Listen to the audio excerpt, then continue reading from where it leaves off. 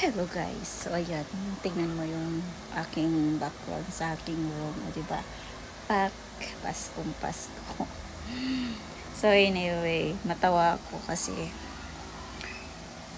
kining akong kuan ba,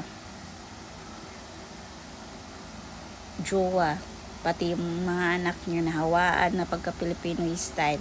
Sige sabi nila, kailangan next year September pa lang magkapit na daw sila ng Christmas tree dahil kay kuwan kapoy daw galanganin na hapit-hapit na ng Pasko sa mag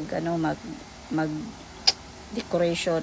Kaya next time September pa lang, kagaya natin dito sa Pinas, September pa lang na sila, mag-ready na sila sa Pasko.